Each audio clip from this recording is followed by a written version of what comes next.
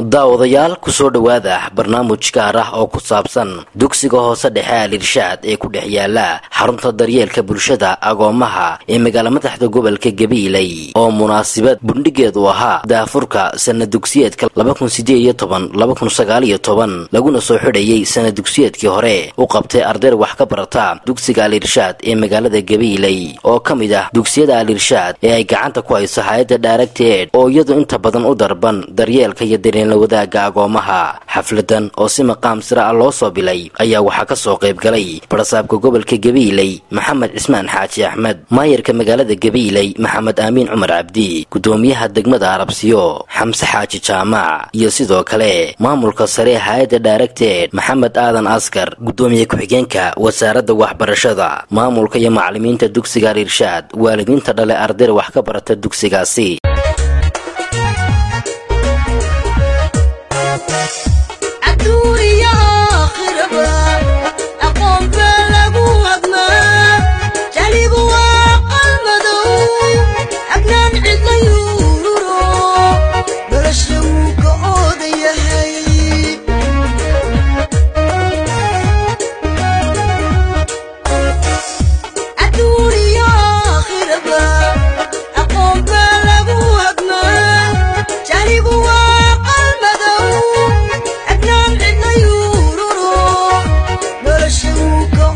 barbilow waxa munaasabadan loo goleeyay ardayda dugsiga Al-Irshaad ay ku soo bandhigeen aqoonta ay barteen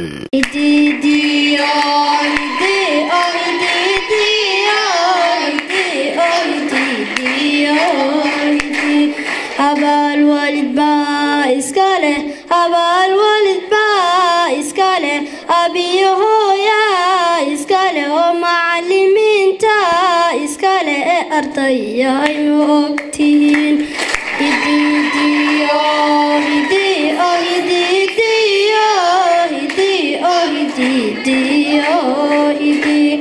jahligu waa indhoolaan aqoontuna waa iftiin ee ardayyahay ma ogtihiin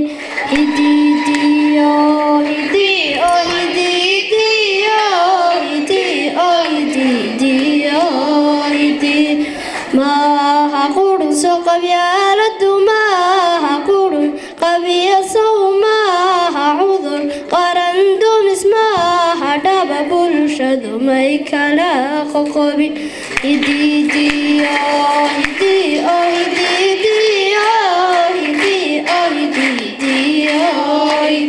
raday dadkaygii ka damqada xanuunkani dugsigani lagu furay waa taw iftiin loo cudurada dilaag iyo dihaalka kaaji iyo dulli ka fogeeyo dugsigan Al-Irshaad iyo xarunta daryeelka dacalkaaga joogo ilaa digrii iyo darajooyin gaadhe damiirkaaga ahaaniye damiirkaagana u sheeg inaad wiilal doorigo maamul aad u dirino waxaanu nahay arday aqoonta u heelano aroortii baan kacnaa ilkahaanu cadayana oogana nadiifina kadib waanu afurana alabtaanu qaadana ehelkan sakootina madaanay waan oradna asluubaanu jidka u marna waxaan aadnaa dugsiga af Soomaali baan dhigan bata jaha khada rasa waxaan aqoonsanaa shaqalada a e i o sallallahu alayhi wa sallam nabiyyan wa rasuula a'udhu billahi as-sami'il 'alim minash shaitanir rajim Allahu la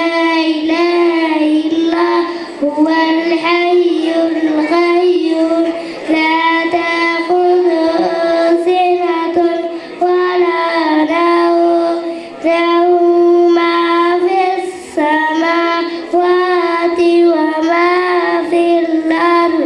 from this Nikwi school because we had almost every facilities of learning resource, well accommodation, well ventilated classrooms, leisure activities center, which is never been measured by any other school in Somaliland. We students of this school cannot express in words or action how happy we are. At the last but not the least, I would like to remain students not to neglect the excellent opportunity in this great learning environment, which will never come back to any. إلهي أن أورد حفلة قيمة بدن حفلتين هرا ديجان شرني أو حسوس كره بتحارونتا هلكن هو حارونتي دريال كبلشة أرضي كنا هذا قونتا أرضي كلامه فديدا ديجا لبضع سنة سقوط شرنا حفلتنا هو حفلة دي لجو معموسي أرضي ذا السنة الدوسية كان لجو سحري وحنا مهنا يا إلهي سبحانه وتعالى إنه سورة قليل حفلة أينكم معموس إنه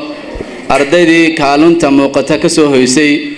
سنة دكسيات كده معاذ كالما وهرية كارين تكواد لباس الدحات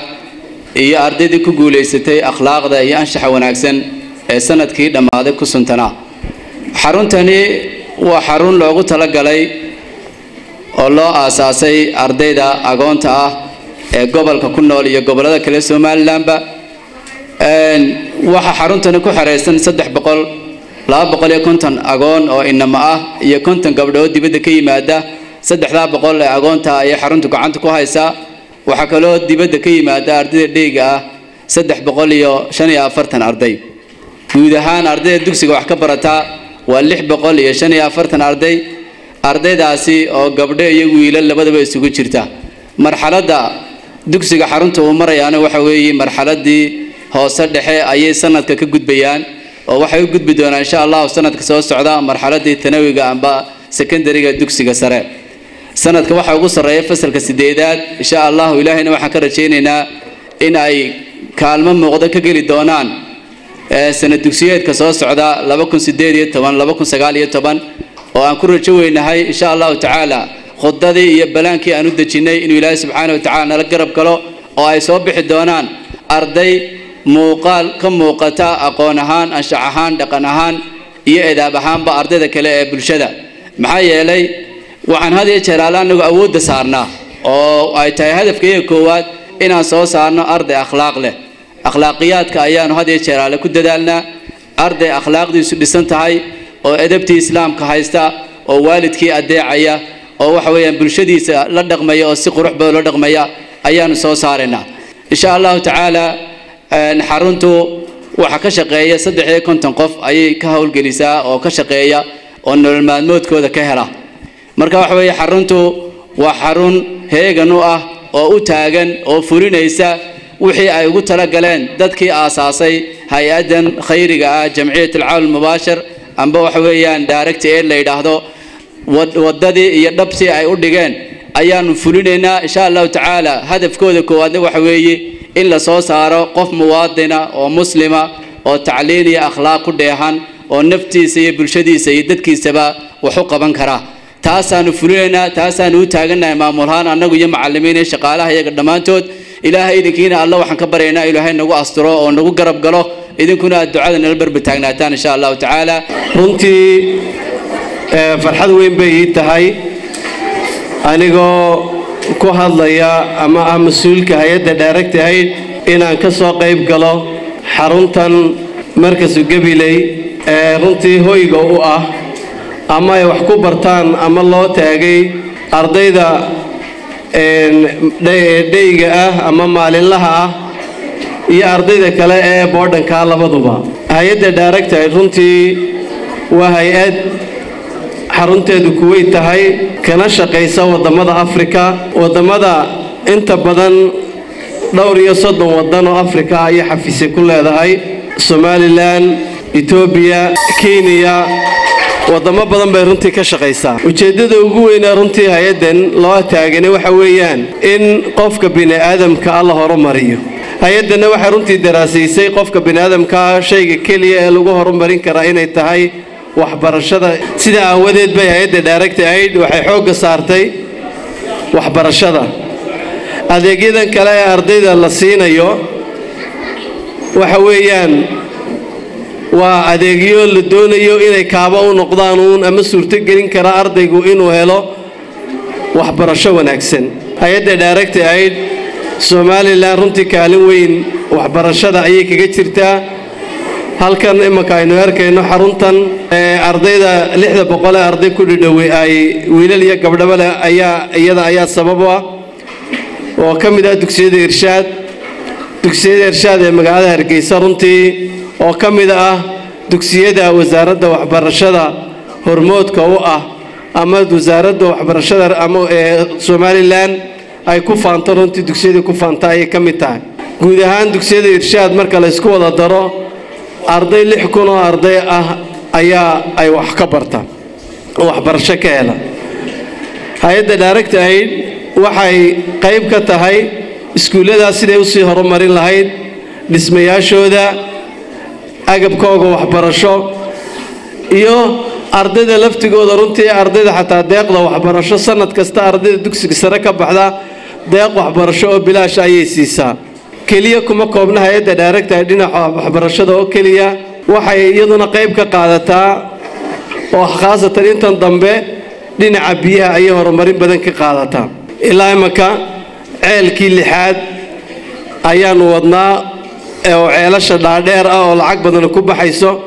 gobolka Gabiley ceel hore looga qoday iyo mid imaka dhismihiisa gabagaba yahay ayaa socda insha Allah waxaan rajaynaynaa mid saddexaadna in laga qodo hadii Ilaahay dhaahdo ka hay'adda direct aid qayb ka qaadatay dhibaatooyinkii abaarihiina soo maray waddankeena ka dhacay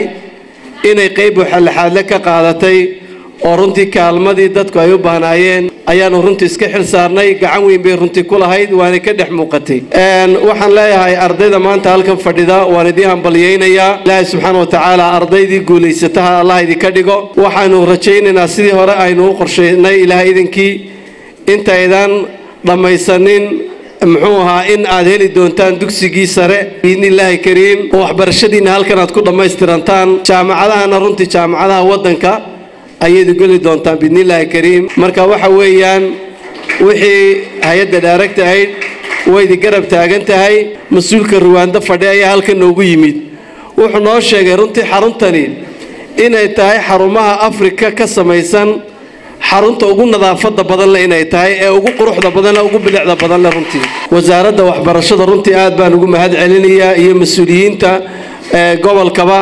gacan weyn bay runtii ayayna siiyaan xalaale wixii aan uga baahano runtii hiil iyo hooba aad bay runtii noo caawiyaan waanu mahad celinaynaa ubadka halka fadhiya runtii oo runtii gobolada badan oo waddankeena ka wada kooban laga keenay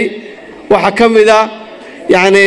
قبل كعينما أما محوها سرار يوتقدر مرودي شيح يجبلي بربرة مصاحل ضمان قبل السومال لانو در هالك وكلني تاسرنتي وحي كينيسا أرضي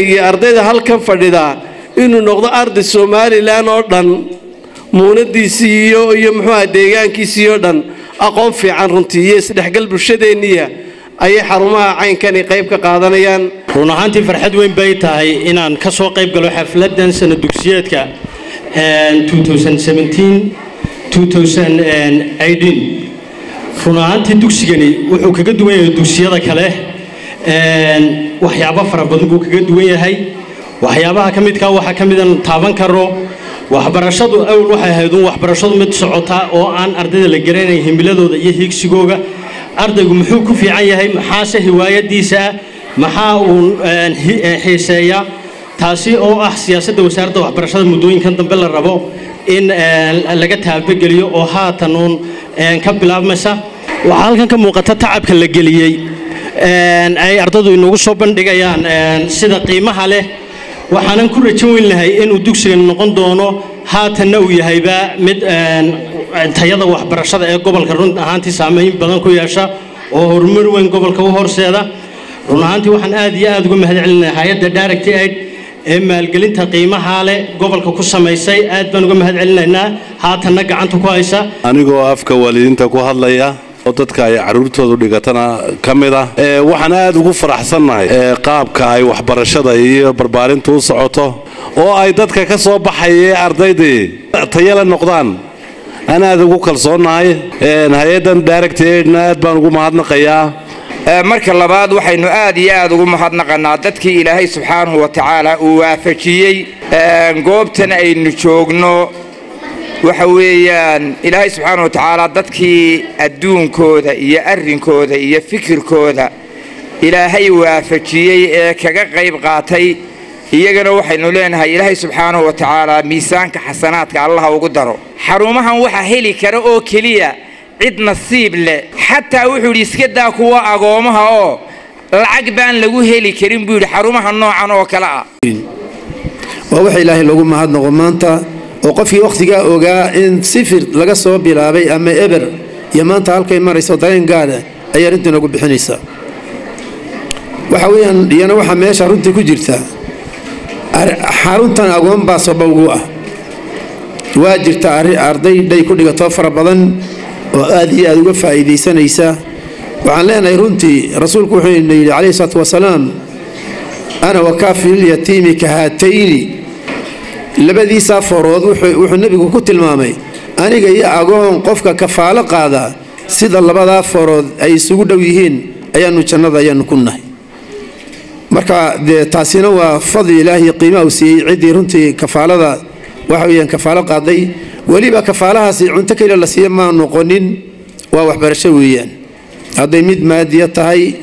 hadday tahay tii shareecada iyo diinta ay tahay iskuullada kale naftoodu dee waxyaalo badan markaa way samayn karaan ee ardayda tarbiyadooda iyo runtii waxa weeyaan akhlaaqdooda ilaalintooda in la ilaaliyo in lagaga daydo xaruntan ee runtii way mutaysatay marka la eego runtii farxad bay tahay inaan ka soo qayb galno xafladan qiimaha badan waxa weeye loo qabanayo sanad dugsiyeedka 2018 iyo 19 waxaan oran karaa iskuulkani waa iskuulkii ugu weynaa ee degmada Gabiley laga hirgeliyo khaasatan dhinaca agoomaha aad baan ugu mahad celinahay hay'adan Direct Aid runtii waa hay'ad qiimo badan maalin dhaweyd waxaanu casuumad ugu fidinay degmada Arabsiyo oo runtii aanu ka wada hadalnay arrimaha horumarka gobolka qayb kamida khaasatan degmada Arabsiyo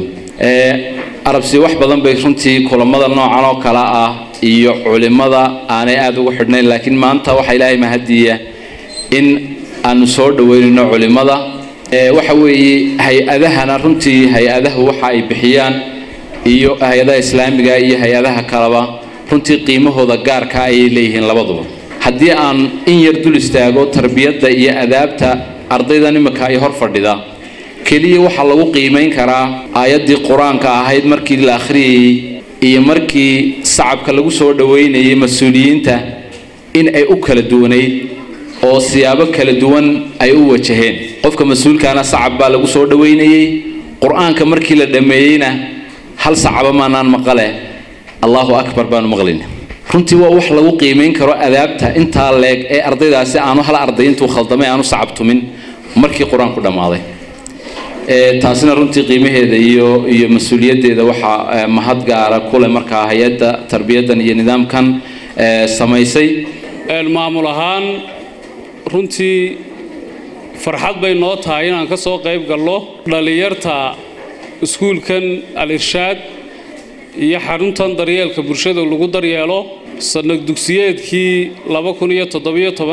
2017 gabagabeynaya isla markaana u diyaar garoobaya bilowga sanad dugsiyeedka 2018 waxaan marka hore aanu jecelahay inaanu aad iyo aad u hambaliyayno guud ahaan ardayda abaalmarinaha maanta halkan lagu siinayo ee ku guuleystay kaalmaha kala duwan hadday tahay waxbarashada hadday tahay akhlaaqda hadday tahay nadaafadda ee kula tartamay asxaabtooda kale isla markaana kaga guuleystay waxaanu leenahay hambaliyo xafladaha waxaanu u nimaadnaa inaanu idinka idin dhiiri gelino inaanu idin ducayno inaanu idinku hambaliyayno guusha aad samayseen runtii xaruntan sida hore looga dhawaajiyay waa xarun tacab badan la geliyay aad iyo aad baan uga mahad celinaynaa hay'adda Direct Aid tacabka weyn ee xaruntan gelisay ma fududa in 300 oo ciyaal ah la kafaalo qaado noloshooda oo agooma ah hadday habla yihiin iyo hadday naman yihiinba oo waxa la wixii ay ilmo yaroo dawaalidli wixii u baahnaaba runtii u baahan sidoo kale waxbarashadoodii iyo cuntadoodii iyo wax kastoo baahan yihiin laga daboolo waa fursad aad iyo aad u weyn oo uga mahad celinayna hay'adda Direct Aid asaasaheedii iyo dadka hadda gacanta ku haya inta taageertaba waxaanu leenahay Ilaahay ha ka abaal mariyo waxaan rajaynaynaa insha Allah tacaala inay noo sii socoto waxaan sidoo kale jecelahay inaan aad iyo aad u hambaliyayno maamulaha xaruntan markii la aasaasay ilaa maanta runtii waxaanu ka markhaati kacanaa inay hor socod ka jiro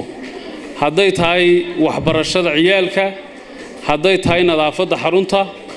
oo maamuluhu askar sheegay halkan inay Afrikaba loo markhaati furay inay ugu horeyso hadday tahay akhlaaqda ardayda antii waan soo dhaweynayaa waanan hambaliyaynayaa iskuulada Al-Irshaad oo maanta lagu soo gabagabeynayo laguna furayo xafladii sanad dugsiyeedka ahayd tii la soo xidhiyay tii la furayay iyo jaayisadii la siinayay ardayda kaalmaha koowaad gashay kaalmaha labaad gashay kaalmaha saddexaad gashay iyo ardayda qaaday jawaa'ista akhlaaqda iyo adaabtaba run ahaantii annaga haddaanu nahay maamulka gobolka iyo degmadaba farxad gaar ah inoo tahay inaan la wadaagno barbar istaagnana dhiiri gelinana ardayda quruxda badan leh ee lagu hayo markiskan run ahaantii hay'adda Direct Aid waxaanu leenahay horumar ballaaran baa ka geyseen xaggii waxbarashada